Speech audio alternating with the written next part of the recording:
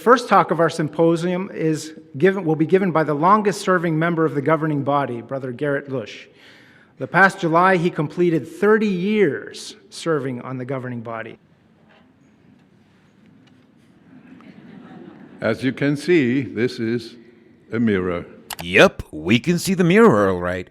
This is how Garrett Lush is introduced as the longest-serving governing body member. And I don't think that's just to explain his masterful public speaking skills, but because he's going to announce that the governing body keeps growing with 2 new young members. Not before wasting time talking about mirrors, though. Having enjoyed so many privileges, what unique responsibility do we as older ones now have? We must allow the next generation to come up so they too can enjoy unique privileges in glorifying Jehovah. They are the next generation of circuit overseers, Bethelites, missionaries, construction servants, branch committee members, and so on.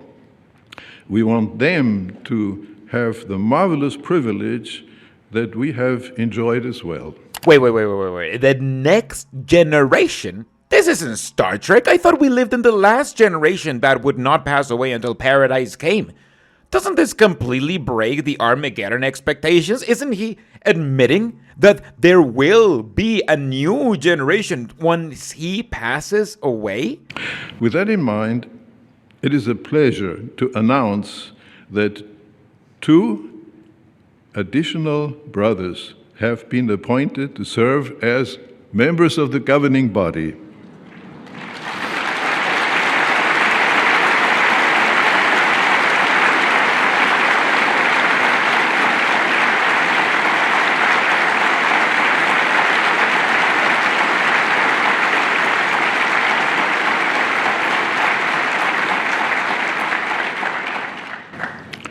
Well, brothers Jody Jedelee and Jacob Rumph.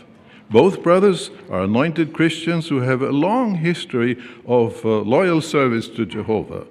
Brother Jedelee began his full-time service in 1989 and Bethel service in 1990. Brother Rumph began his full-time service in 1995 and Bethel service in 2020. Both brothers served as helpers to the service committee of the governing body for a while. So, who are these 2 new guys? Well, Garrett just mentioned one of the most important things. They both have served in the most evil group of the Jehovah's Witness religion, the service department.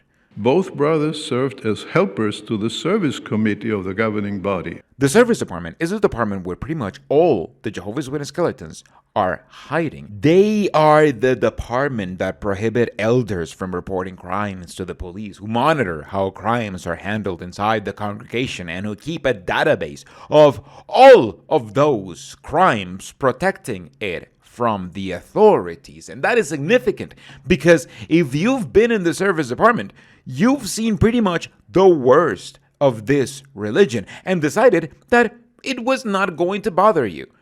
And every governing body member, with the exception of Jeffrey Winder, have served in the service department. So as far as I know, now that they're in charge of this religion, every member, except maybe Jeffrey, is directly responsible for the worst aspects of this religion. But what else do we know about them? Let's start with the guy we've already seen, Jody Jedelee. As we've heard, he started living in Bethel in 1990. However, it's what he has done outside of Bethel what makes him the most recognizable for some people. Several people have come forward saying they recognize Jody from being involved in the real estate business. Him and his wife used to own a real estate company called Tierra Bella Realty in Charlotte, North Carolina. And assuming this is when he did the most amount of money and work for the organization, since this religion has invested in a lot of properties in North Carolina. We even have a video of him talking about real estate.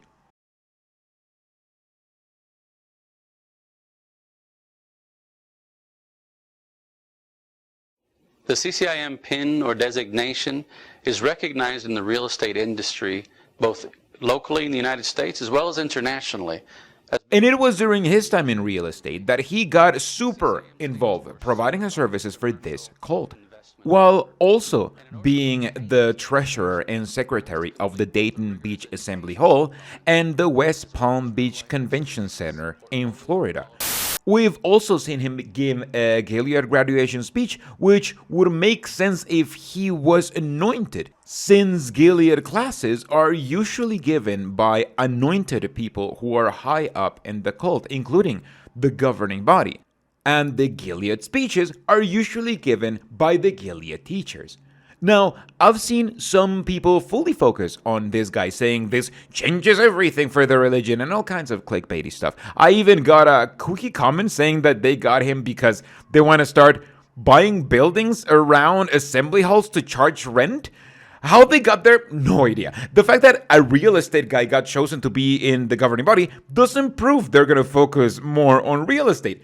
The fact that they've been focusing more on real estate for the last 20 years already proved that they are focusing more on real estate. They didn't need to have a governing body member expert in televangelism when they decided that's what they were going to focus on. And they have had a real estate expert in the governing body already all this time. No, if anything, it's because the religion has shifted their focus to real estate already.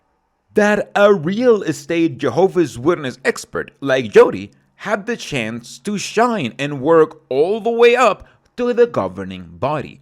It makes a ton of sense that now that they're focused on real estate, a guy who has helped them so much on real estate already, their most important work right now, gets treated to the most important position their religion has right now.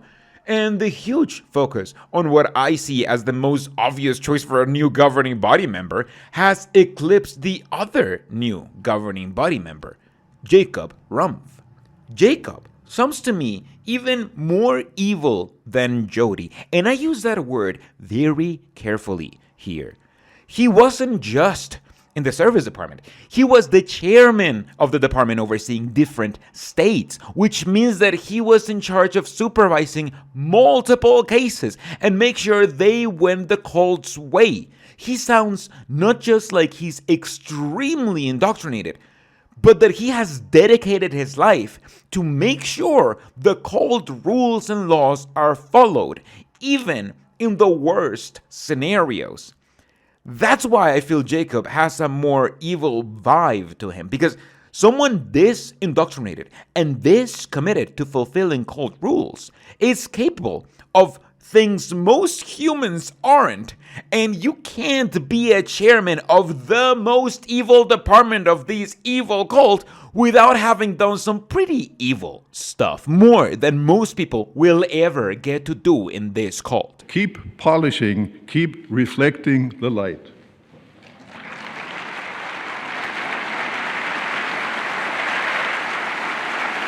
And that's how Garrett Lush introduced the two new leaders of this cult. They're new and we haven't seen them on camera as leaders just yet, but I'm sure they'll be as robotic and heartless as the rest of the governing body. But that's all for now. I'll be breaking down the annual meeting moment by moment with this and other future videos, so subscribe if you don't want to miss out, and join my Patreons and YouTube supporters if you want to watch these as soon as they are ready.